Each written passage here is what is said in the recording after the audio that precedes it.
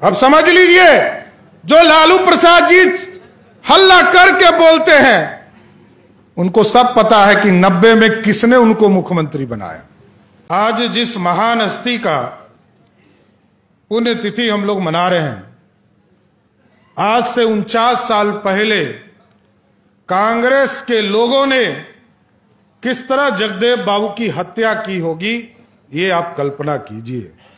और यदि जगदेव बाबू आज हमारे बीच नहीं है, इसका कोई दोषी सिर्फ है तो वो कांग्रेस पार्टी है जिसने उनका हत्या कराने का काम किया। और क्योंकि इसलिए हत्या कराया साथियों कि उस जमाने में जगदेव प्रसाद जी बड़ा स्पष्ट तौर पर सामाजिक न्याय की बात करते थे और साफ साफ बोलते थे, 100 में 90 शोषित है, 90 भाग हमारा है, 10 का शासन नहीं चलेगा, नहीं चलेगा। लेकिन साथियों, जगदेव प्रसाद जी ने जो नारा दिया था, आज 33 वर्षों से आप याद कीजिए, 15 वर्ष तक उसका फसल लालू प्रसाद जी ने खाया और 18 वर्ष से नीतीश कुमार जी उस फसल को खा रहे हैं। अब तो शोषक दो ही हैं। 90 का शासन है साथियों। इस 75 वर्ष के शासन में लगभग 40 वर्षों तक 10% का राज रहा। लेकिन आप सोचिए कि आज 35 वर्षों से दो ही व्यक्ति सत्ता में हैं और आज कौन शोषक है? लालू और नीतीश, कोई तीसरा व्यक्ति नहीं है साथी। 100 में 90 शोषित है, 90 भाग हमारा है। लेकिन अब तो सिर्फ दो ही शोषक बचे हैं, एक का नाम है लालू प्रसाद, दूसरे का नाम है नीतीश कुमार। कोई तीसरा शोषक नहीं है। और आदरणीय सुशील जी अभी बोल रहे थे, बिहार में जब जब आरक्षण आई तब तक भाजपा का सहयोग रहा। और जगदेव प्रसाद जी जब पहली बार मंत्री भी बने साथियों, तब भी जनसंघ के लोग समर्थन कर रहे थे। जनसंघ के सहयोग से जगदेव प्रसाद जी बिहार सरकार में मंत्री बने और भारतीय जनता पार्टी उनके विचारों को लेकर चलती है। अच्छा एक मिनट छोड़ दीजिए, आज पत्रकार हैं, छोड़ दीजिए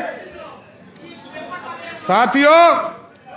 तो ये पूरी तरह स्पष्ट है कि लोकतंत्र को बचाने वाले जगदेव प्रसाद के विचारों को आगे ले जाने का काम भारतीय जनता पार्टी कर रही।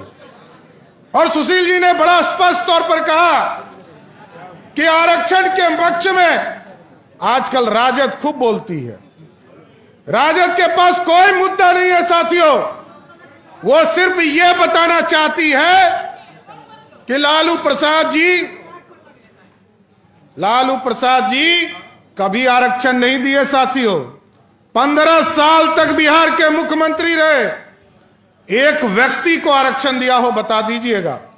1990 से लेकर 97 तक अपने मुख्यमंत्री रहे। आरक्षण किसको दिया? अपनी पत्नी को, श्रीमती राबड़ी देवी को। और जब राष्ट्रीय जनता दल का गठन हुआ साथियों, उसके बाद अपने पत्नी को आरक्षण दिया, तब वो बिहार की मुख्यमंत्री हुई। और 2015 का चुनाव जब हुआ तो तीसरा आरक्षण दिया अपने बेटा तेजस्वी यादव को। यह है आरक्षण। और चौथा आरक्षण किसको दिया? तेज प्रताप यादव जो उनके बड़े बेटे हैं। और पांचवा जो आरक्षण दिया वो दिया मीसा भारती को 2016 में, जो लालू प्रसाद जी की बेटी है। यही है आरक्षण मॉडल। अब समझ लीजिए, जो लालू प्रसाद जी हल्ला करके बोलते हैं, उनको सब पता है कि 90 में किसने उनको मुख्यमंत्री बनाया। यही भाजपा थी साथियों जिसने 39 विधायकों का समर्थन देकर लालू प्रसाद जी को गद्दी पर बैठाया। और आजकल उनके एक छोटे भाई पलटू बाबू हैं, पलटू कुमार जी। आदरणीय सुशील जी को हम लोग सब दिन कहते रहे, लड़ते रहे ही। बिहार में जंगल राज के खिलाफ, आतंक राज के खिलाफ, गुंडा राज के खिलाफ कोई नेता लड़ा तो उसका नाम था सुशील मोदी और राज भोगा नीतीश कुमार ने। जबकि उस समय भी 34 विधायक था साथियों, और 34 विधायक में भाजपा ने उनको नेतृत्व दिया। लेकिन अब साथियों स्पष्ट है, हमारे सारे नेता और पूरी पार्टी पूरी तरह तैयार है कि 5 बार नीतीश कुमार जी को मुख्यमंत्री बनाया, लालू प्रसाद जी को हरदी लगाया, अब किसी दूसरे को हरदी नहीं लगाना है। अब भाजपा का कोई कार्यकर्ता बिहार के मुख्यमंत्री के गद्दी पर बैठेगा, इसका सपना देखना है साथियों। भारतीय जनता पार्टी लगातार आरक्षण के साथ समर्थन करते रही है साथियों। अब नीतीश कुमार जी का खेला समझिए, हम लोग तो, हम और सुशील जी और सभी लोग, पूरे पार्टी, मंगल पांडे जी, सभी लोग इस पर सचेत होकर देखते हैं। नीतीश कुमार जी ने कहा मैं स्वर्ण आयोग का गठन किया। स्वर्ण आयोग का रिपोर्ट आया साथियों 2008-9 में, आज तक कोई काम नहीं हुआ।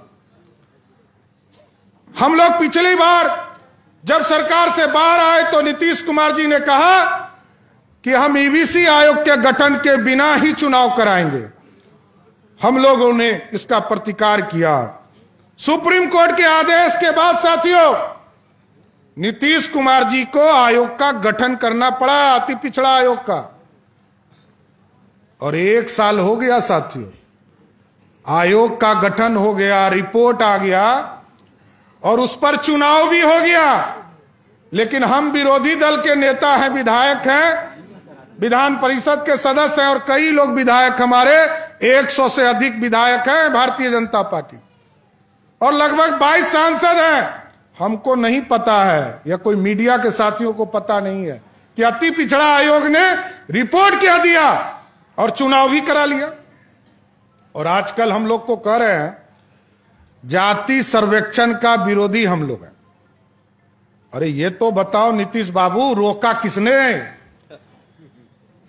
जातीय सर्वेक्षण का कार्य 2022 में जब हम लोग सरकार में थे साथियों, सरकार में मंत्री थे और नीतीश कुमार जी ने प्रस्ताव लाया, वो तो सोचे थे कि ये लोग समर्थन नहीं करेगा, इसी बहाने हम भाग जाएंगे।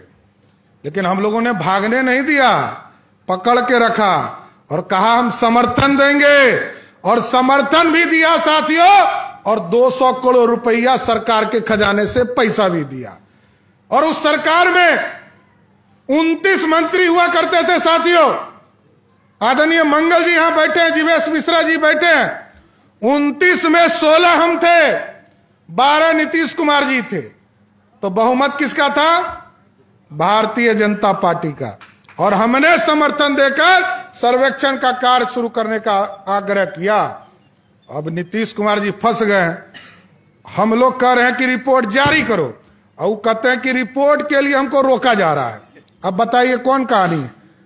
भारतीय जनता पार्टी का एक कार्यकर्ता बताए साथियों, जितने सार्वजनिक तौर पर सभी लोगों ने कहा है कि जो जातीय सर्वेक्षण आपने कराया नीतीश कुमार जी, और आज मैं इस मंच से फिर जगदेव बाबू के इस पुण्यतिथि के अवसर पर कहता हूं कि नीतीश कुमार जी आपको हिम्मत है तो 24 घंटे में जातीय सर्वेक्षण का रिपोर्ट जारी करो। किसने रोका है? आप सिर्फ बदनाम करना चाहते हो, क्योंकि आजकल की स्थिति तो आप जानते हैं। गजनी फिल्म में जिस तरह आमिर खान का मेमोरी लॉस हो जाता था, वही स्थिति हो गया है नीतीश बाबू का। परसों गृह मंत्री खोज रहे थे, अब बताइए उनको याद नहीं है कि गृह मंत्री वही है? तो ऐसा आदमी मुख्यमंत्री रहना चाहिए। देखिए, बिहार को यदि सुशासन की ओर ले जाना है साथियों, बिहार में एक सुव्यवस्थित सरकार बनानी चाहते हैं, तो हम जरूर आग्रह करेंगे कि 24 में नींव रखिए। जगदेव बाबू के सपने को साकार करना चाहते हैं तो 2024 में पूर्ण रूप से नरेंद्र मोदी जी के नेतृत्व में 40 की 40 सीट जिताकर भेजने का काम कीजिए। और 25 में आप यदि चाहते हैं कि अपराधी नेपाल चला जाए, या जमीन के अंदर डालना है तो भाजपा की सरकार बनाओ साथियों, और भाजपा की सरकार बनाओगे इसकी गारंटी देता हूं। भारतीय जनता पार्टी जिस भी राज्य में सरकार चलाती है, उत्तर प्रदेश देखिए, मध्य प्रदेश देखिए या गुजरात देखिए, वहां अपराधी रोड पर नहीं दिख सकते। रोड पर दिखेंगे तो उनको परलोक जाना पड़ेगा, समझ गए। इसलिए साथियों, इस देश में पूरी तरह आज भारत के नाम से ही डर रहे हैं इंडिया अलायंस वाले लोग, क्योंकि ये लोग अलायंस इसलिए बनाया कि नाम से डराएंगे मोदी जी को।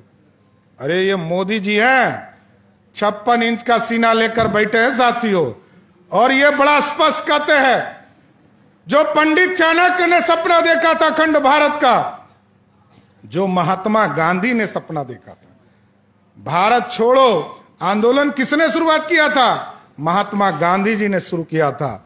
और ये जो सारे सपने हैं, सम्राट अशोक ने इस मगध को बनाने का काम किया था।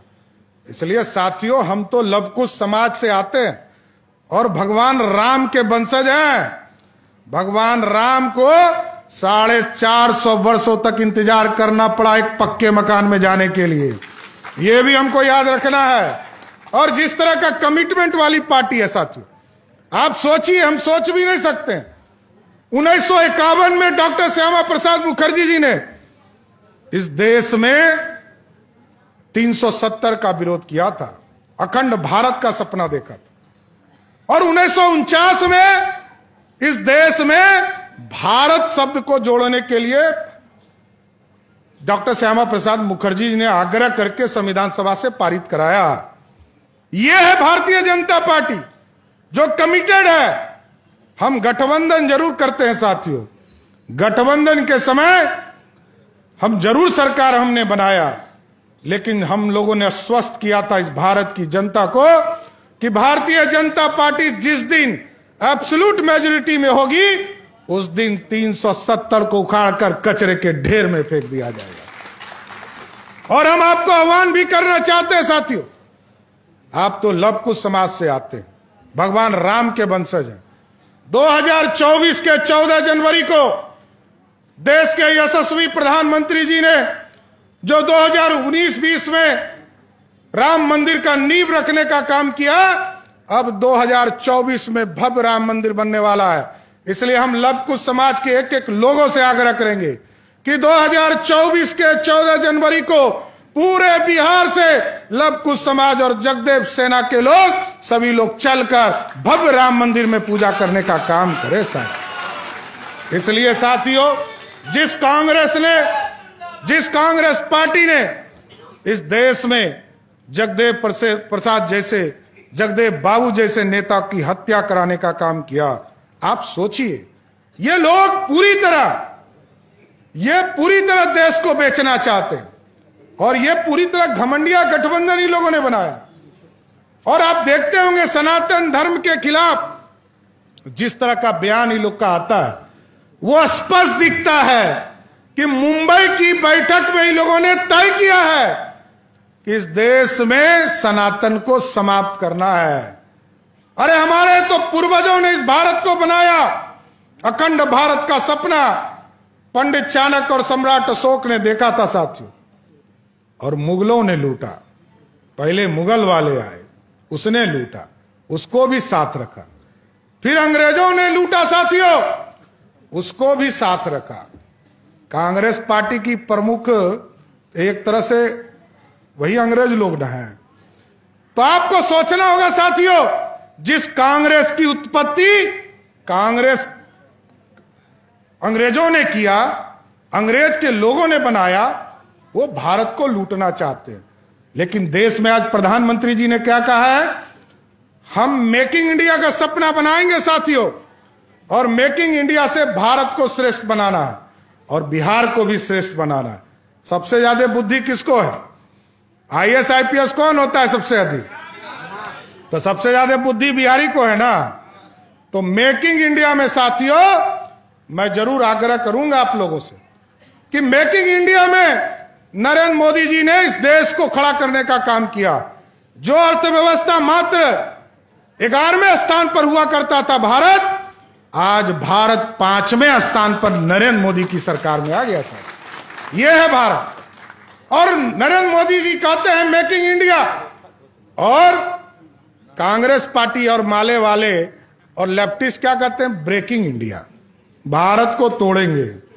यही ना जेएनयू में लोग नारा लगा रहा था।